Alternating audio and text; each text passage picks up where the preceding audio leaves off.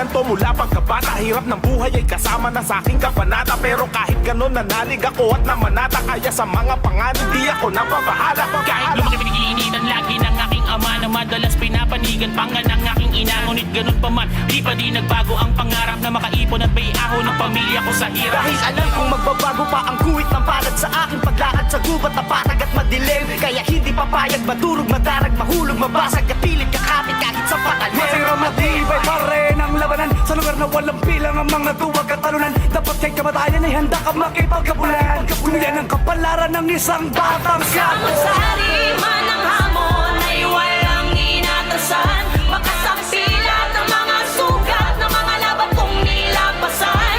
At sa kabila ng mga hirap at masakit ako ay nasanay sa mundong magulot, maingay, matitira lamang ay mga matibay. Mga humarang ay pinakpakan, hindi lang basta-basta inambahan.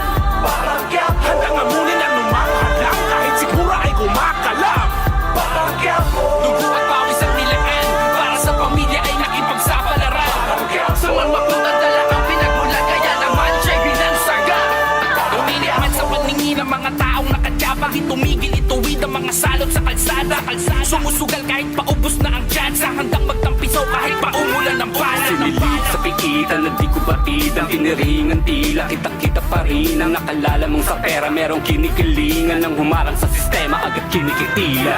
Ngunit subalit na dapat bagamat makasalanan, di natungkap ang pag-asa na may sa pa at hangganan. Nagpakakang hinahanap ko na kapayapaan ay nasa loob ng katuparan ng hinahangad kong kalayaan. Pero parang di pa diyang natutuntungan ng mga laban sa aking buhay. Lahat ng may gawan sa play, sabay-sabay nalagay sa hukay. Minsan ay nauumay, sumalakay sa aking back para manatiling buhay. Kinakailangan pumasa. Samot-sari man